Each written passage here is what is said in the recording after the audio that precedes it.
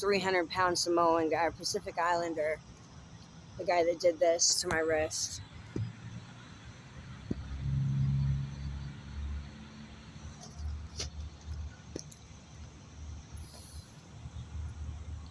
I was to accept, collect calls, do video visits for them, make sure her son ate 3 meals a day. I guess this was her son, that's what she told me. Make sure her son ate 3 meals a day, handle children's birthday presents, make sure that her other son, Kyle Boston, who was part of Mommy Said Kill, with her nephew, Michael Justice, make sure he had money on his books, songs on his J5 player, all that stuff. Answer their emails daily and handle a notebook full of legal issues and your tasks enough to amount for 2 years in prison. I did. One of the final things we did was get back a BMW taken by a crooked lawyer for a bail bondsman. Dana's blue BMW. That car got put up somewhere safe while she was in jail. I get a phone call after I get to, or an email one day. I'm still not talking to hardly anybody in Texas. My warrants doubled from 5 to 10 because of failure to appears. I already know that they're not going to extradite me from Washington State because I went to jail for a misdemeanor in Marysville, Washington, for a friend pawning a cell phone or selling a cell phone at a cell phone kiosk. I get a message one day on Facebook saying the only one really that knows exactly where I'm at, other than Ben Vallejo, is Rachel Fuller. I call her the Fly because she eats, shits, and fucks with people, and that's all she does. Her mom's Travis County Stolen Car Division Task Force. I make a phone call, or I get an email or a Facebook message from Steven. Well, first I watch a video for like Father Like Son. Realize that the cemetery is the same cemetery where my family's buried in Tennessee. I write Will Harness. We talk back and forth like once or twice, and then my emails get hacked. Kind of crazy. I didn't realize Steven was such a fucking predator and such a fucking schizoaffective, paranoid, schizophrenic fuck that he had my Facebooks, my emails, my phone, my everything hacked the second I moved into Dana's house.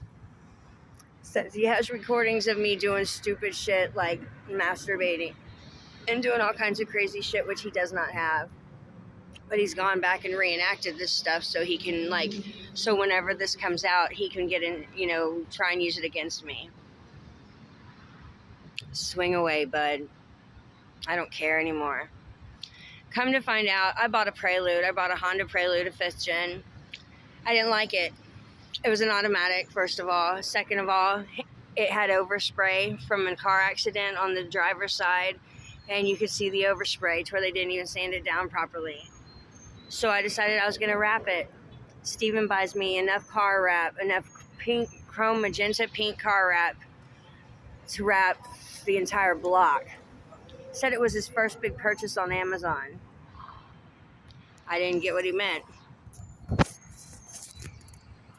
Well, I later found out that he has someone in a hotel room that he has an investment banker or something along those lines, a lawyer or something like that by the name of David Barr Richardson, that he's got holed up in a hotel room turning alcoholic, that he is either already started gang stalking to death into craziness and alcoholism and dope fiendism in Kent, Washington, or it started thereafter. I'm pretty sure it started thereafter, though. But he ends up doing all this crazy stuff. Come to find out that he's living off of this man's accounts. Millions. 12 million in one account, 9 million in another account. I don't do identity theft. It's not my style. It's not my thing. I was taught better than that. Thank you, Beulah and Paris. this motherfucker is buying Honda motors, every single one he could buy, directly from Honda and having them shipped overseas to the house. Buying $10,000 DJI fucking drones and crashing them the first time he uses, second time he uses them. $1,000 remote control cars just so his dog can have something to chase. Just wasting and going through this money, obviously because it wasn't his and he didn't think that he needed to, whatever. Buying motorcycles on eBay and not getting them, not giving a fuck. Just saying, fuck it, I've got more money in the bank. I get a message on Facebook from James Kuykendall saying, come down here, or I want to come up there. Baby this, baby that, I love you. He and I weren't like that. He was married to Amanda. I go to, I tell him, no, I'm living and working for somebody. It's not, I can't, that's not cool. It's not going to happen, blah, blah, blah. The whole time I'm, emailing and accepting collect calls. I got the TDC phone line hooked up to where I was accepting collect calls from Christopher Scott Davis. He was wanting to go up to Washington or do an interstate compact so he didn't have to be in Texas whenever he got out. Just crazy shit, I told Steven that day what James Kuykendall said. And Steven decides to, next thing I know, I'm getting a phone call. I didn't know Steven was hacked into my shit. Next thing I know, a van full of white boys goes to jail in Texas. I think Chris Calhoun was one of them. Sorry, Chris, it wasn't my fault. And I know James Kuykendall was one of them. I think Skits might have been somewhere in there. I'm not sure. But I know it was a van full of white boys went to jail. And it said they were all AC members. So I don't know if that Skits qualifies. But anyways, so they all go to jail. Next thing I know, Steven's freaking out. It's my birthday. Somebody's coming. I don't know who it is. Little did I know that he had gotten a message from someone in Texas who has ties to law enforcement. Kristen Sweezy.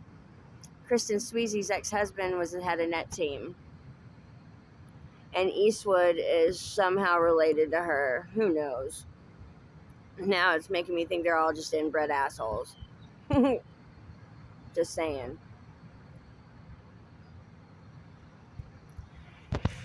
Steven freaks out, sends me away, gives me some cash and sends me away in Dana's Mazda Millennia because he had already fucked off my Prelude that I've designed and built myself that he was playing God with on the head gasket. I go away, I go to Darlene's for a day, leave Darlene's because her and Jason we're all getting high, and Darlene and Jason freak me out talking about threesomes and shit, and I'm not down with that. And so I leave and I go get a hotel room in Kent. I stay there for 2 nights. It's in a seedy, or in SeaTac. It's in a seedy area. I'm freaking out. I'm not from here. Steven was hoping and praying this whole time that he gave me that money. He's hoping and praying that I would just haul ass back to Texas, where they were waiting to kill me.